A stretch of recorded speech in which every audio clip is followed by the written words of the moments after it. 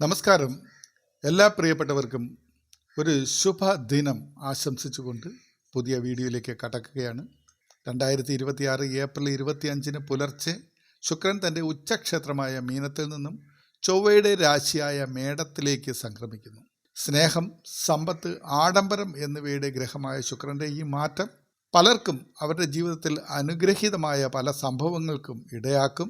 നേട്ടങ്ങളുണ്ടാകും. സാമ്പത്തിക അഭിവൃദ്ധി, ഐശ്വര്യം, ഗ്രഹത്തിൽ സമാധാനം, സന്തോഷം, കൂടാതെ അവരുടെ കർമ്മ മേഖലയിലും ഔദ്യോഗിക രംഗത്ത് നിന്നുമെല്ലാം സാമ്പത്തിക നേട്ടവും പുതിയ അവസരങ്ങളും ഉയർച്ചയും ഉന്നതിയുമൊക്കെ സംഭവിക്കുന്ന ഒരു കാലമാണ്. 2026 ഏപ്രിൽ 25 മുതൽ മെയ് 19 വരെയാണ് ശുക്രൻ ഈ മേടം രാശിയിൽ തന്നെ നിൽക്കുന്നത്. മെയ് 19 ശേഷം ശുക്രൻ തൻ്റെ സ്വന്തം രാശിയായ ഇടവത്തിലേക്ക് മാറുകയും ചെയ്യും. സാധാരണഗതിയിൽ ഏകദേശം 24 മുതൽ 30 ദിവസങ്ങൾ വരെയാണ് ശുക്രൻ ഒരു രാശിയിൽ സഞ്ചരിക്കാറുള്ളത്. മേടൻ രാശിയിലെ ഈ സഞ്ചാരം പ്രധാനമായും എടുത്തു പറയാൻ കഴിയുന്നത് വരുമാനത്തിലുള്ള വർധനവ് തന്നെയാണ്. സാമ്പത്തികമായി നല്ല വളർച്ചയുണ്ടാകും. പുതിയ നിക്ഷേപങ്ങൾ തുടങ്ങുവാൻ ഇവർക്ക് സാധിക്കുന്ന ഒരു കാലയളവാണ്. കൂടാതെ വിവാഹ ആലോചനകൾ നടത്തുന്നവർക്ക് അനുകൂലമായ സത്ഫലങ്ങൾ ലഭിക്കുന്ന സമയമാണ്. ദീർഘകാലമായി വിവാഹത്തിന് വേണ്ടി ശ്രമിച്ചിട്ടും നടക്കാതിരുന്നവർക്ക് ഈ സമയം അനുകൂലമാണ്. ശ്രമിച്ചാൽ തീർച്ചയായും നടക്കും. അനന്തമായി നീണ്ടുപോയിരുന്ന വിവാഹാലോചനകളും പെട്ടെന്നൊരു തീരുമാനത്തിലും വിവാഹത്തിലും കലാശിക്കുവാനും അനുകൂലമായ സമയമാണ്. കരിയറിൽ ക്രിയേറ്റീവ് രംഗത്തും മാർക്കറ്റ് മേഖലയിലും പ്രവർത്തിക്കുന്നവർക്ക് നല്ല അവസരങ്ങളാണ് ഇപ്പോൾ ഉണ്ടാകാൻ പോകുന്നത്. പുതിയ സാധ്യതകൾ അവരുടെ പ്രവർത്തന മേഖലയിൽ ഉണ്ടാകും. പുതിയ ഉടമ്പടികൾ, കോൺട്രാക്റ്റുകളിൽ സൈൻ ചെയ്യാൻ കഴിയും. വലിയ പ്രസ്ഥാനങ്ങളുമായോ കമ്പനികളുമായോ അല്ലെങ്കിൽ നമുക്ക് കൂടുതൽ വരുമാനം തരാൻ സാധ്യതയുള്ള വലിയ ഉന്നതരായ വ്യക്തികളുമായോ ഒക്കെയുള്ള സമ്പർക്കങ്ങൾ, ഇടപാടുകളൊക്കെ ഈ സമയത്ത് സാധ്യമാകും. കർമ്മമേഖല ഏതായാലും ശരി തന്നെ ഈ വ്യക്തികൾക്ക് അവരുടെ സാമ്പത്തിക വളർച്ച ഉന്നതിയിലെത്തിക്കുന്നതിനുള്ള അനുകൂലമായ പല സംഭവ വികാസങ്ങളും സംഭവിക്കുന്ന ഒരു സമയം തന്നെയാണ് ഈ ശുക്രൻ്റെ മാറ്റം. മേടൻ രാശിയിലെ ശുക്രൻ്റെ സഞ്ചാരം ഏറ്റവും അനുകൂലമായി സൗഭാഗ്യങ്ങൾ ലഭിക്കുന്ന നക്ഷത്രങ്ങൾ ഏതൊക്കെയാണ് എന്ന് നമുക്ക് നോക്കാം. മേടക്കൂറിൽ വരുന്ന അശ്വതി, ഭരണി, കാർത്തിക നക്ഷത്രക്കാർക്ക് വളരെ അനുകൂലമായ ഒരു സമയമാണ്. സ്വന്തം രാശിയിലൂടെയുള്ള ശുക്രൻ്റെ സഞ്ചാരം വ്യക്തിത്വത്തിൽ വലിയ മാറ്റങ്ങളാണ് ഇവർക്ക് വരുത്തുന്നത്. ഇവർ സ്വാഭാവികമായി ഇവരുടെ ജീവിതശൈലിയിൽ അടിമുടി ഒരു മാറ്റം വരുന്ന സമയമാണ്. ആകർഷണ ശക്തി ഇവർക്ക് വർദ്ധിക്കുകയും മുടങ്ങിക്കിടന്ന കാര്യങ്ങൾ വേഗത്തിൽ സാധിച്ചെടുക്കുവാനും കഴിയും. അവരുടെ വ്യക്തിത്വത്തിന് വലിയൊരു പ്രഭാവം സിദ്ധിക്കുന്ന സമയമെന്ന് തന്നെ പറയാം. അവരുടെ വാക്ചാതുരി കൊണ്ട്, ഇടപെടലുകൾ കൊണ്ട് നേരത്തെ സാധ്യമല്ലാതിരുന്ന പല കാര്യങ്ങളും ഇപ്പോൾ വളരെ പെട്ടെന്ന് സാധിച്ചെടുക്കാൻ പറ്റുന്ന സമയമാണ്. പ്രണയബന്ധങ്ങളിൽ ഇവർക്ക് അനുകൂലമായ തീരുമാനങ്ങളും ഉണ്ടാകും. അശ്വതി, ഭരണി, കാർത്തികയുടെ കാൽ നക്ഷത്രക്കാരാണ് മേടക്കൂറിൽ വരുന്നത്. അടുത്ത നക്ഷത്രക്കാർ മകേരത്തിൻ്റെ അര, തിരുവാതിര, പുണർദം, മുക്കാൽ നക്ഷത്രക്കാരാണ് മിഥുനം രാശിയിൽ വരുന്നത്. ലാഭസ്ഥാനത്തോടു കൂടിയുള്ള ശുക്രൻ്റെ സഞ്ചാരമാണ് ഇവർക്ക്. സാമ്പത്തികമായ നേട്ടങ്ങളാണ് പ്രധാനമായും ലഭിക്കുന്നത്.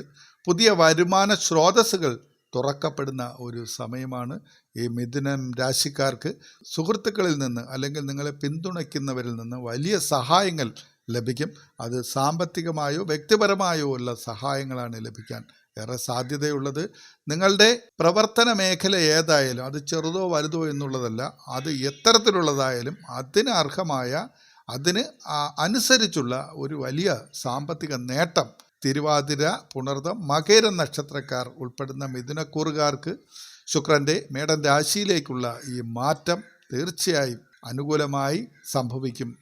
അടുത്തതായി വരുന്നത് ചിങ്ങക്കൂറുകാരാണ്. മകം, പൂരം, ഉത്രത്തിൻ്റെ കാൽ നക്ഷത്രക്കാരാണ് ഈ ചിങ്ങക്കൂറിൽ വരുന്നത്. ഇവർക്ക് ഇവരുടെ കുടുംബപരമായി പിതാവിൻ്റെ ഭാഗമായി കിട്ടാൻ സാധ്യതയുണ്ടായിരുന്ന വസ്തുക്കൾ ഈ സമയത്ത് ലഭിക്കും. അല്ലെങ്കിൽ പിതാക്കന്മാരുടെ ഭാഗത്ത് നിന്ന് വലിയൊരു സാമ്പത്തിക സഹായങ്ങൾ ലഭിക്കും. കൂടാതെ ദൂരയാത്രകൾ, അത് അവരുടെ ഔദ്യോഗിക ബിസിനസ്, പഠന, എന്ത് കാര്യത്തിനായാലും ശരി തന്നെ അതുമായി ബന്ധപ്പെട്ട ദൂരയാത്രകൾ സഫലീകരിക്കപ്പെടും. അതുവഴി നല്ലൊരു നേട്ടം വ്യക്തിപരമായും അവരുടെ സാമ്പത്തികപരമായും ഉള്ള നേട്ടങ്ങൾ ഉണ്ടാകുന്ന സമയമാണ്. തൊഴിൽ രംഗത്ത് വലിയ അംഗീകാരങ്ങൾ തേടിയെത്തുന്ന ഒരു കാലഘട്ടം കൂടിയാണ്.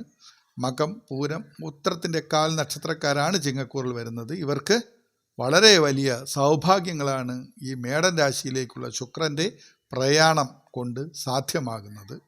ഇനി ധനുക്കൂറുകാരെ പറ്റിയാണ് പറയുന്നത്. ഇവർക്കാണ് ഇനി ശുക്രൻ അനുഗ്രഹം നൽകാൻ പോകുന്നത്. മൂലം, പൂരാടം, ഉത്രാടത്തിൻ്റെ കാൽ നക്ഷത്രക്കാരാണ് ധനുരാശിയിൽ വരുന്നത്. സന്താന ഭാഗ്യം, വിനോദയാത്രകൾ, ഷെയർ മാർക്കറ്റുകളിൽ വിജയം തുടങ്ങിയ മേഖലകളാണ് ഇവർക്ക് അനുകൂലമായി പറയുന്നത്. സന്താന ഭാഗ്യം ഇല്ലാതിരുന്നവർക്ക് ഈ സമയത്ത് അതിനുള്ള ഭാഗ്യം, അനുഗ്രഹീതമായ ഒരു ഫലം ലഭിക്കാൻ സാധ്യതയുണ്ട്. കുടുംബാംഗങ്ങളോടോ പ്രിയപ്പെട്ടവരോടോ കൂടി വിനോദയാത്രകളിൽ പങ്കെടുക്കുവാനും സന്തോഷം അനുഭവിക്കുവാനുമൊക്കെ സാധ്യമാകുന്ന സമയമാണ്. കൂടാതെ ഷെയർ മാർക്കറ്റ് രംഗത്ത്, ഓഹരി വിപണിയിൽ നിന്നും നല്ല സാമ്പത്തികം, അത് അപ്രതീക്ഷിതമായ ലാഭം ഈ മൂലം, പൂരാടം, ഉത്രാടം, കാൽ നക്ഷത്രക്കാരടങ്ങിയ ധനുക്കൂറുകാർക്ക് ലഭിക്കുവാനും വലിയ സാധ്യതയുണ്ട്. അത് കൂടാതെ കലാകാരന്മാർക്ക് ഏറ്റവും മികച്ച സമയമാണ്. അവരുടെ സൃഷ്ടികൾ അംഗീകരിക്കപ്പെടും. വലിയ വേദിയിൽ പ്രമുഖരായ പ്രശസ്തരായ വ്യക്തികളുടെ മുന്നിൽ വെച്ച് ആദരവ് ലഭിക്കുന്ന ഒരു സമയമാണ്. കൂടാതെ ഇവരുടെ മഹത്തായ സൃഷ്ടികൾ നിമിത്തം ഇവർക്ക് നല്ല സാമ്പത്തിക സഹായങ്ങൾ, സാമ്പത്തികമായ ലാഭം ഒക്കെ ഈ സമയത്ത് ലഭിക്കും. അങ്ങനെ ഈ 4 രാശിയിൽപ്പെട്ട 12 നക്ഷത്രക്കാർക്ക് മേടൻ രാശിയിലെ ശുക്രൻ്റെ സഞ്ചാരം കൊണ്ട് വളരെ വലിയ സൗഭാഗ്യങ്ങളും നേട്ടങ്ങളുമൊക്കെയാണ് അവരുടെ ജീവിതത്തിലേക്ക് വരുന്നത്. ശ്രദ്ധിക്കേണ്ട കാര്യങ്ങൾ: ശുക്രൻ ചൊവ്വയുടെ രാശിയിൽ നിൽക്കുന്നതിനാൽ വികാരങ്ങൾ നിയന്ത്രിക്കുക എന്നത് വളരെ പ്രധാനമാണ്. നിങ്ങൾ ചിന്തിച്ച് മാത്രം പ്രവർത്തിക്കേണ്ട ഒരു സമയമാണ് എന്ന് ചുരുക്കി പറയാം. അനാവശ്യമായ ധൃതിയും മുൻകോപവും നിങ്ങളുടെ ബന്ധങ്ങളിൽ വിള്ളലുകൾ വീഴ്ത്തുവാൻ ഇടയാക്കും.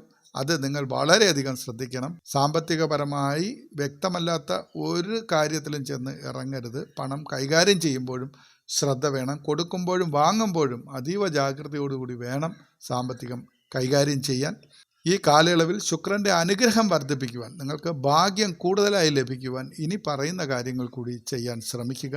മഹാലക്ഷ്മി ഭജനം, വെള്ളിയാഴ്ചകളിൽ മഹാലക്ഷ്മിയുടെ അഷ്ടകം ചൊല്ലുന്നത് സാമ്പത്തിക അഭിവൃദ്ധി നൽകും. കൂടാതെ വെള്ള വസ്ത്രം ധരിക്കുക. വെള്ളിയാഴ്ചകളിൽ വെളുത്ത നിറത്തിലുള്ള വസ്ത്രങ്ങൾ ധരിക്കുന്നത് ശുക്രപ്രീതിക്ക് വളരെ ഉത്തമമാണ്. അതുകൂടാതെ പ്രധാനപ്പെട്ട കാര്യങ്ങൾ, നിങ്ങൾക്ക് നേട്ടമുണ്ടാകും എന്ന് നിങ്ങൾ കരുതുന്ന കാര്യങ്ങൾ തുടങ്ങിയവയ്ക്കെല്ലാം ഇറങ്ങുമ്പോൾ വെളുത്ത വസ്ത്രം തന്നെ കഴിവതും ഉപയോഗിക്കുവാൻ ശ്രമിക്കുക. അതൊക്കെ നിങ്ങൾക്ക് നേട്ടങ്ങൾ കൊണ്ടുവരും. ഓം ശൂം ശുക്രായ നമ എന്ന ശുക്രൻ്റെ മന്ത്രം ദിവസവും രാവിലെ 108 തവണ ജപിക്കുന്നത് വളരെ അനുകൂലമാണ്. ശുക്രൻ്റെ കൂടുതലായുള്ള അനുഗ്രഹം നിങ്ങൾക്ക് വർദ്ധിക്കുവാൻ അത് ഇടയാകും.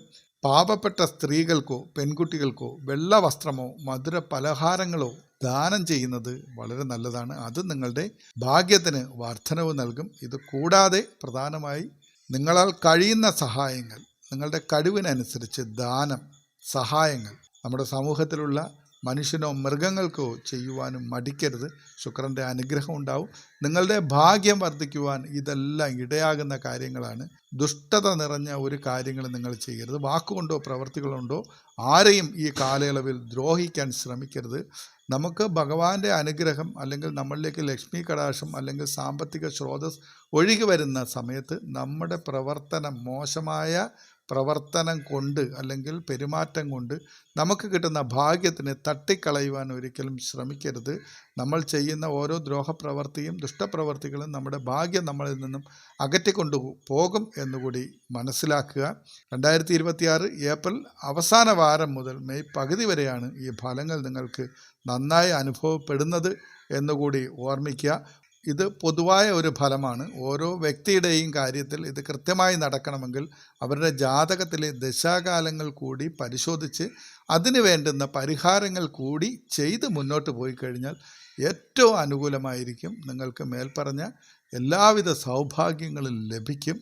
നല്ലത് വരട്ടെ എന്ന് പ്രാർത്ഥിച്ചുകൊണ്ട് നിർത്തുന്നു. ശുഭദിന ആശംസകൾ. നന്ദി, നമസ്കാരം.